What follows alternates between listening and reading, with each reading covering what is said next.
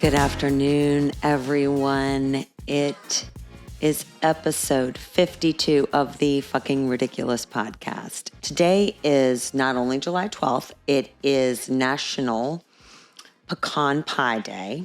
It is National Eat Your Jell-O Day. And apparently that was enacted back when Bill Cosby was someone that we liked. And this is his birthday because he was the spokesperson for Jell-O and pudding. So don't eat your Jell-O today because we're going to take that one off the books.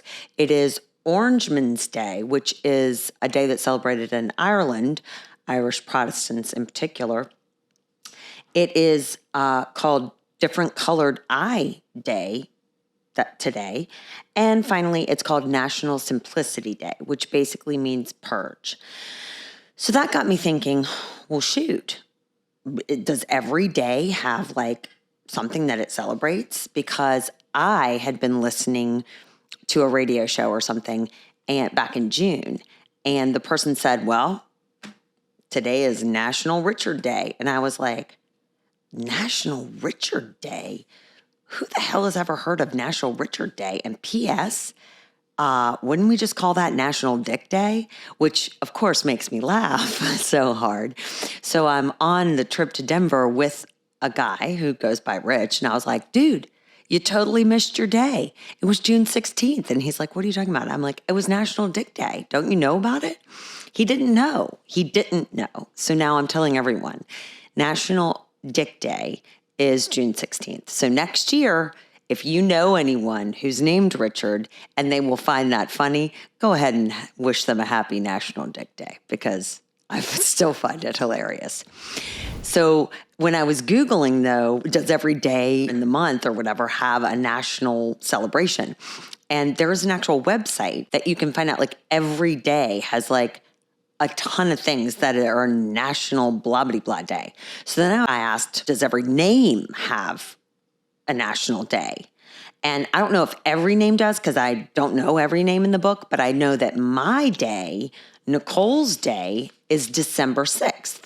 So that's National Nicole Day. So for anyone who is celebrating a birthday on December 6th and their name's Nicole, that's like a double celebration for you.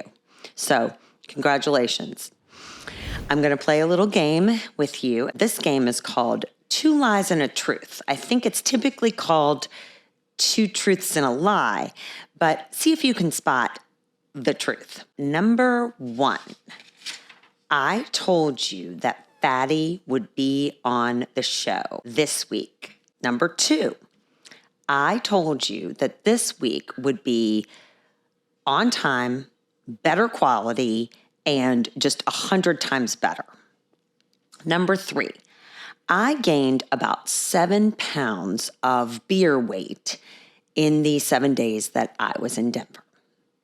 I'll let you figure out which one is the truth and which are the lies, but I think it's pretty obvious which is the truth. Back to my welcome. Welcome. I'm back in Richmond.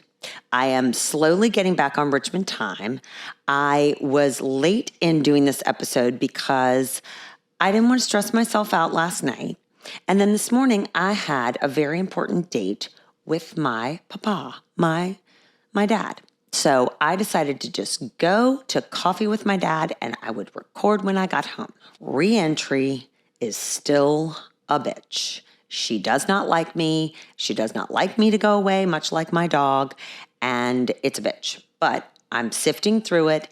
It is helpful that my daughter is at a sleepaway camp right now. And fingers crossed she can make it the whole time. Because if that happens, then I won't have to pick her up until Thursday of next week, when the episode for next week will already be uploaded, because I am promising that to myself, which leads me to the quote of the week. The quote of the week is, "It's never too late to start again."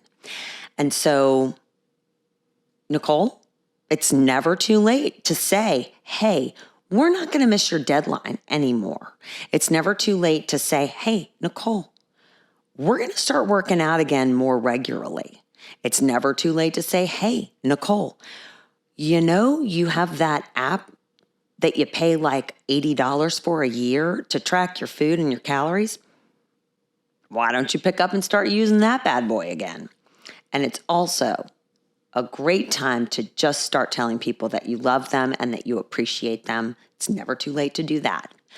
Shout out. So July is birthday month in my family. Like it's insane how many birthdays are in the month of July, and specifically in 1 week. I have a cousin. Oh, actually, I had 2 cousins with birthdays in July. Then it goes to my sister-in-law, so my brother, the Beast, his wife, JoJo. It's her birthday. She will be spending her birthday at the beach listening to Chris Stapleton in concert, and I can't think of many other ways to spend an awesome birthday. So happy birthday, JoJo. I love you. My brother definitely hit it out of the park with you. Then we move to Slutty Graham. The SG has the birthday right after JoJo. And the SG is way too social and way too jam-packed on her calendar for us to actually be able to give her her present on her actual birthday. So we're just waiting for a date when she can make time for us to give her her pole dancing lessons from us. Not really. But wouldn't that be the best gift for the Slutty Graham?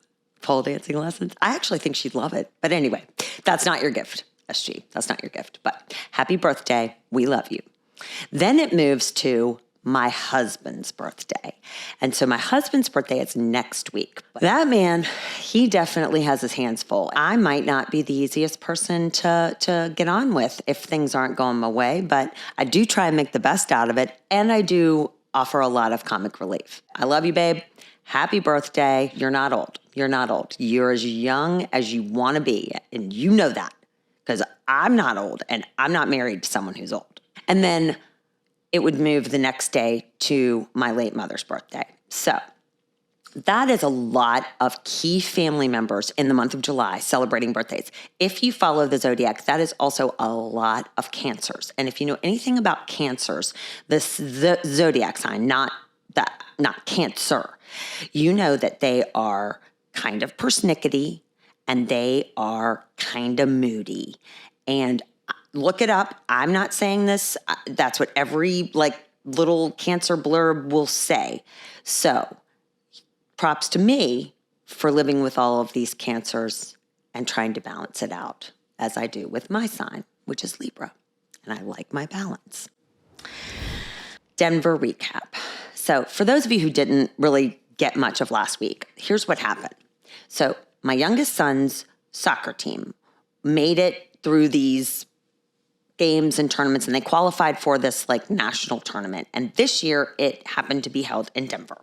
So we all know about it early and we figure out who's going to Denver. Now, because my family would have just gone on a trip, a 2-week trip, which none of us have ever taken a trip that long, I don't think. So my husband was like, I cannot miss work. I cannot go to this. So I was like, I can go. We were leaving on the 4th of July, and then we did not start playing, games until that Thursday. So we were there for 2 full days before the tournament started, and that was just to get acclimated and to get some practice in, which was great and a very smart idea. We had 2 night games for our first 2 games, which was kind of odd because then you have to wait all day for your game, but you don't want to do anything super strenuous, like go hike Pikes Peak or something like that. So we balanced that out pretty nicely with some fun stuff. And then you had a rest day. And then you had 1 more game. And then if you win, you progress. And if you lose, you don't. So we were knocked out on that Sunday. Now, normal people would say, hey, let's cut our losses. We'll just head on back home, save our money, for the rental car, for the hotel rooms, etc. However, a certain airline that flies to Denver a lot, and maybe or maybe not headquartered there in Denver, decided that it would be fun to start jacking the prices up for your flights back to Richmond, so that if you paid a certain amount for a flight, but then you wanted to change to an earlier date, you were going to pay $700 difference, which when you did the math actually was still more than staying in the hotel with the rental car than coming home. So that to me is right there the definition of fucking ridiculous. But that's why we were there for 7 days. We literally couldn't get out. Denver was awesome. The people in Denver are awesome. I had the best time. I have a list of all the things and places that I want to go when I go back because, fun fact, when you travel with a soccer team of 16-year-old boys, not all of them want to do what you want to do. And I found that out pretty quickly. So you do some more things that they want to do. Ironically, the mall was a big highlight for that. And also riding the motorized scooters at the mall. That wasn't my bag, and I didn't do it, but I made my own fun. This actually is a great idea for a reality show. And don't take it, I'm saying it right now, it's my idea, where you travel to another city in another state, kind of far away, and you rent a car, only one, and you have a bunch of athletes and a bunch of other parents and some kids / athletes that don't have any parents out there. So you're kind of responsible for them as well. And you share a car and you stay in what might be the shittiest hotel I've ever stayed at in my life. I've never stayed at a shittier place for a longer amount of time. And I'm saying hotel for a reason, because if it had been a motel, I would have been like, I get it. I get it. This is a longer term extended stay hotel.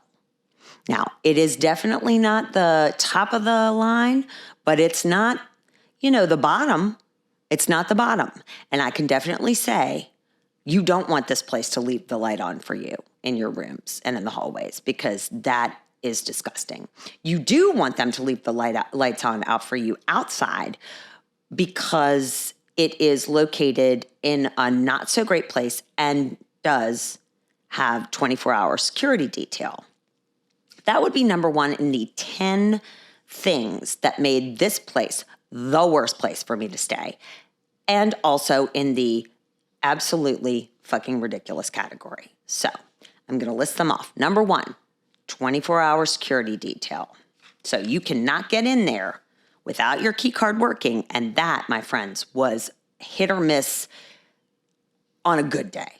On a good day. I mean, there were plenty of times where you were going back like 3 and 4 times to get your cards rekeyed. Number two, at the shittiest hotel I've ever stayed at. There's one microwave, for a 400-room hotel.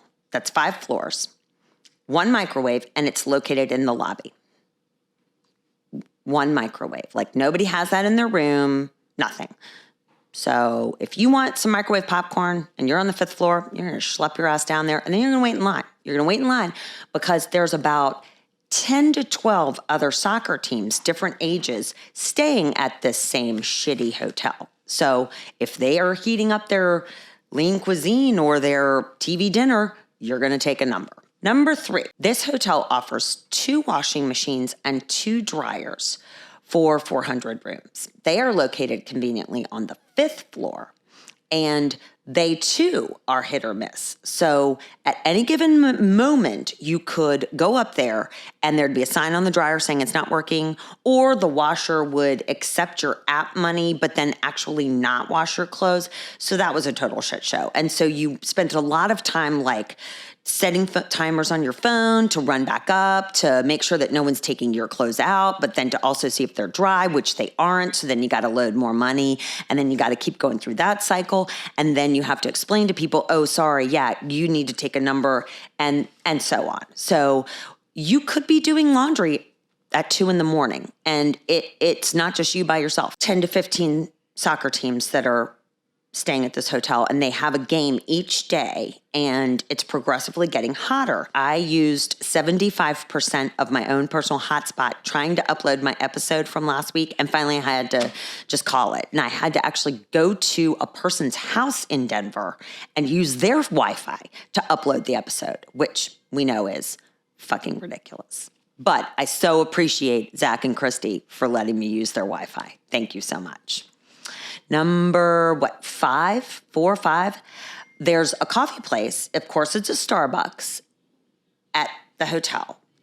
And this thing closes at 11. And then there's no coffee to be found after that. Like none. No free coffee, no shitty coffee, no coffee for sale, nothing. And there's nothing around you to walk to except for a Wally World, a Home Depot, and a homeless village. And I say that in the nicest way because I understand if you do not have a home, you need to reside somewhere. And this lot was perfectly available.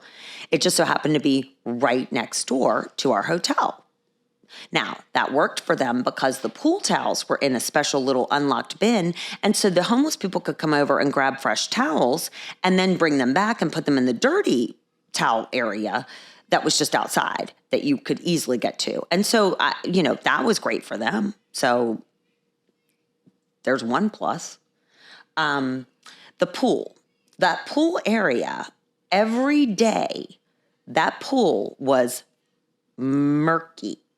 And if you know murky, that means like cloudy. So it's not like the clear pool where like baby pooped in the pool by accident, but it's still really clear. No, this is like cloudy pool. Also, I wouldn't call it a pool. I would more so call it like a cocktail pool, which is more like you can dip your toe in, but you're not going to fully submerge because it's just not that big. Now, whoever photographed this hotel, though, did a bang-up job because the pool looked ginormous from the photos. And we did do a little of recon, at least on the website. I was there starting on a Tuesday, July 4th.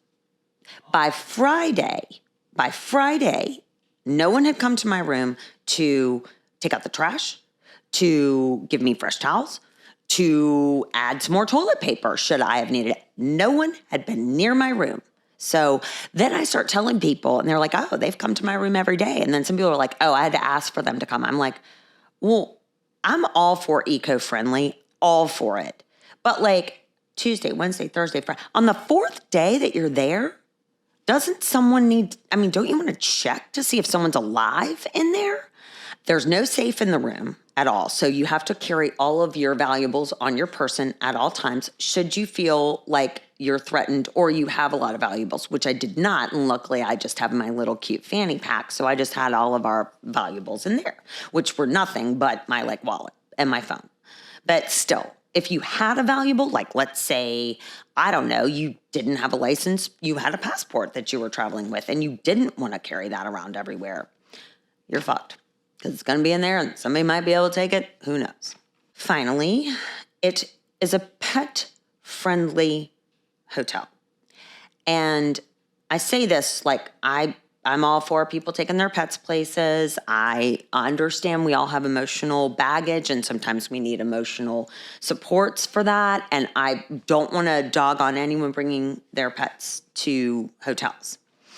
However, one of the dads on the team, actually one of the couples on the team, sat down next to me one night and said, hey, I got a picture for your podcast. And I was like, oh, awesome. What is it? And he shows me the picture. And I'm like, is that a log of poop?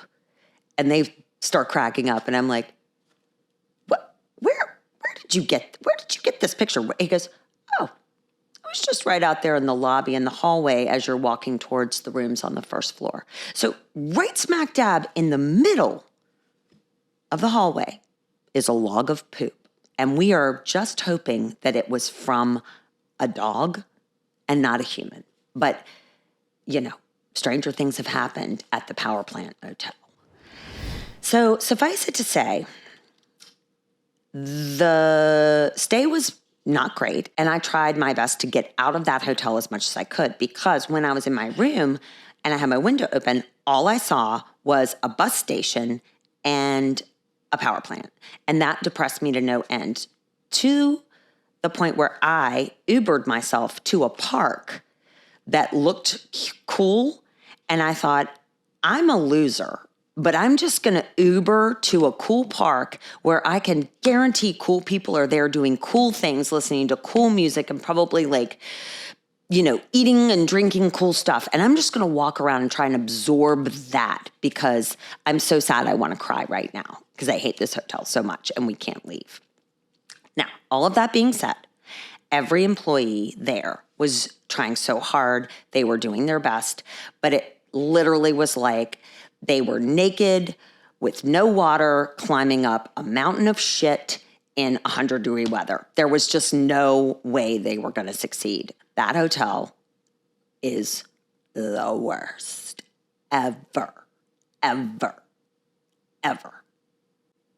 $200 a night, that's not okay. That's not okay. I mean, traveling right now is everyone wants to do it and nobody can do it well. Even the high-end hotels are understaffed. I mean, we were going to restaurants and they were like, oh yeah, sorry, we're out of forks, or oh yeah, we're out of that beer, our tap's broken, or whatever. That's fine. Totally understand it. I get it. But people are saying like, oh, the job market's fine. The job market's not fine because we have a lot of service industry jobs that really should and could be filled by people who are sad that they don't have a job right now. So I'm actually thinking about going back to bartending because the way I was tipping and the way that the tips just are automatic. I mean, right now, 15%, that's not even an option. It starts at 20 and it just goes on up. So you hit a wrong button and guess what? You just tipped that person 30%. You're welcome. In the news. Now, I will say, because I was living in a Power Plant Motel, I don't know a lot of what's been going on. But I do know this. There is a word that apparently people are taking bets on whether or not this word will be the word of the year that finally makes it into the English language dictionary. If I could say English language, that would be better. It is unshittification or enshittification. However you pronounce your things. So spelled like this, ENSHITTIFI-cation. And this is when a digital platform turns to a pile of crap. Slowly, it's going to be in heavy rotation, I think. And I think you know who I'm talking about. I really do. To further explain on shittification, the series goes like this. First, you get on the platform and you're like, oh my gosh, this is great. I love this platform. It's so easy. It's so fun. It's so fast. Then ads start to clog up, your feed. And you're like, wait, well, okay, that's interesting. Well, that's interesting. I don't need that. Then the algorithm starts to do the bait and switch where it's like, first it was connecting you with people that you want to follow and your buddies and stuff. And now it's just giving you what they want to give you because they're trying to boost engagement from the people that are trying to pay for your engagement. Then the content creators, they can't reach the audiences that they need and that they want, that you're the one who's looking. You're like, I want to listen to Nicole. I want to see what she's doing. Nope. Can't find me. I'm hiding because of unshittification. And then the last thing is all these new fees start getting introduced. And it's like, hey, if you want to put in this many words, it's going to cost you. You can only read this many posts. You can only comment on this many things. You can't see how many likes you have. And I'm sure then it's like fee-based. If you want to see it, you could gladly pay us $8 a month, $10 a month, $20 a month, or $18 a month. That was the price of the breakfast at the Power Plant Motel per day. It was bad. Anyway, okay, enough about the Power Plant. I know, I'm sorry. There is a new platform like we discussed last week, and it is called Threads. And Threads it came out with a bang. It really did. And people are saying it's good and they're happy. Now, there are two things about Threads that people need to know. And for those who don't know what Threads, this is the I can't even call them Meta, Facebook platform. And by the way, I'm not happy with them because they still have me in review for my own algorithm to reach my own audience so they can suck a bag of dicks as far as I'm concerned. And there's no customer support there. I'm sure that's shocking you, but there isn't. So anyway, Meta launched Threads as a kind of a rival to the Twitter. So just last week. And they will remain ad-free until they reach 1 billion users. And then after that, it's the Wild West. It's all ads. Now, if you were like, hey, I'm just going to join, and then when they hit 1 billion and they start ad blitzing me, I'm going to drop out. I have heard, I do not have confirmation of this, but I have heard that if you try to leave Threads or delete your account, that will automatically delete your Instagram account as well, and probably your Facebook account if you are in that Facebook world. So just keep that in mind. If you're going to sign up, if you were weighing the options, whatever, just know that going into it, okay? So I've talked about how I'm a boat person, but not a cruise person. I don't like cruise ships, and I don't like theme parks. So you can imagine what the idea of this icon of the sea is in my head. Now, they do have pictures of it, and if you don't know what I'm talking about, you need to Google icon of the sea. It is like the biggest cruise ship with like every kind of, I don't know, amusement, theme park kind of a thing. It is the worst. It's the worst, and I couldn't think of anything much worse than that unless they unleashed snakes all over that boat. And then we might be in my like personal purgatory. But anyway, look it up because you've got to see for yourself what this monstrosity is. It's something. It's something. Stamps. If you know what a stamp is what you put on your thank you notes and your birthday cards that you still send in the mail and the snail mail to people. The stamps go on the right-hand corner, upper right-hand corner of the rectangle or the square, depending on the shape of your envelope. And those used to be 63 cents. They are now 66 cents. So the post office is hurting, and they need us to really keep sending our awesome holiday, Merry Christmas, Happy Valentine's Day, look at my new baby, graduation announcements. Keep them going because the U.S. Postal Service needs us. They need us. They do. I went to Boulder to visit, and we saw University of Colorado at Boulder, and that it's a very cool looking college. It's kind of different. It's got beautiful view. The architecture is very different from like an East Coast college, so that was super cool. And everywhere in Boulder, you have to pay to park. Like there's no free parking anywhere. And so I luckily have the Pay to Park app because I have to use it here. So I'm like putting in our sweet ass rental, which by the way, apparently renting cars is not what people do anymore. They use Turo. All the cool people do it. My domestic partner and I were not cool, and therefore we rented a car. It was a step above like a Ford Access or something. It got us where we needed to go. No offense, Ford. No offense. But everybody else had like the Jeeps, the Jeep Wranglers, and they looked all Coloradian and everything. So anyway, I loaded in, and you have to put the license plate and where it's from and stuff. So we come back to the car. I still have an hour left on my meter. Hour. And we have a fucking parking ticket. And that sucker is $30. $30. I have an hour left. I'm like, what in the fuck? And so I look and I go through my thing. I inadvertently put a W instead of an M for the license plate. And they were like, oh, clearly that's wrong. Let's ticket that stupid dumbass. I'm so mad right now. After this, I'm going to spend tomorrow haggling with Boulder on this $30 ticket for the rental that will not impact me. It will impact my friend because he was the one who rented it first. So to that, University of Colorado Boulder, I really had a great time with you. Boulder, you can suck a bag of dicks because that was not cool.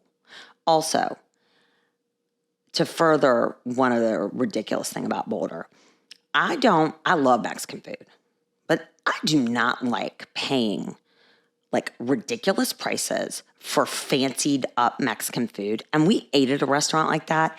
And going in, I was like, this is not gonna end well. But I was like, you know what? I'm gonna hold out hope that this is gonna be great. It's gonna be great. No, it wasn't. I paid $17 for a salad that maybe had 4 tiny, like fingernail-sized pieces of salmon in it. And it basically was like eating kale plain, which if you've ever done that, it's not that delicious at all. So anyway, let's just say Boulder was less than great on my scale. The college, great. The town surrounding, I don't know. Felt a little bougie to me.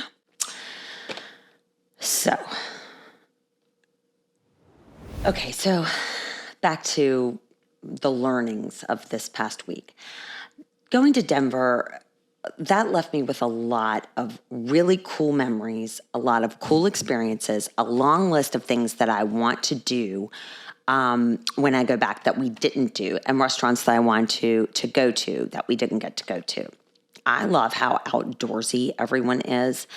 I got to get out of the hood a little bit more, my neighborhood that is, and go do more cooler stuff. We went to a Major League Soccer game, which if you have never been to a Major League Soccer game, I know it's not the same as going to a Major League football game. It's definitely not the same as going to a hockey game, which, I mean, nothing tops that in my opinion. But it was the coolest stadium. It was packed with all these major soccer fans. A lot of them were young, and they had postponed the fireworks until afterwards. So that was awesome. Totally go to a Major League Soccer game if you ever get the chance, because it is great fun. So I travel with this collapsible water bottle. It probably holds a half a gallon of a liquid substance. I brought that with me. And every time though I'm at a refill station, I always look behind me, because, it's so big, and I always feel bad, is someone, really needing to fill up there? Are they dying of thirst or whatever? Now, the Power Plant Motel didn't have a refill station, so we had to just use their shitty water fountains. So that it's going to take longer, right? So I'm sitting there and I'm filling up, and there's a guy, and he has a water bottle that's this tall, but only this thin, and it's still got half the water in it. But I was like, hey, you can totally go ahead of me because I'm going to be here for a while, obviously. And he's like, I'm doing the same thing you are, so keep on keeping on. And I was like, are you sure? Because this is going to take a long time, and I don't want to put you out. And he goes, all right, stop being nice. I get you're from the South. Just keep on filling up your water bottle. And I was like, excuse me? And he goes, you're from the South, right? And I said, how did you know that? He said, I can just tell, because nobody else is going to say you can go in front of me to fill up your damn water bottle. We're just going to do it. So I think I hit all the highlights or the lowlights of Denver. The highlights will be on a highlight reel that will be on social sometime this weekend, because I've got a lot of pictures and a lot of places to mention, because if you go to Denver, there's so much to do, there's so much to see, there's so many places to go. You definitely should put it on your list. So thank you, Denver, and thanks everyone for bearing with me on all of my technical difficulties and my tardiness issues. Remember, it's never too late to start again. So I'm trying. So by next week, I am going to be in a habit. I'm going to be on that habit track. And in the meantime, remember, everything's going to be fine. It really will. It will all be fine. If I can make it out of the Power Plant Hotel without shedding many tears, you too can do whatever challenge is facing you coming this week. All right. Bye.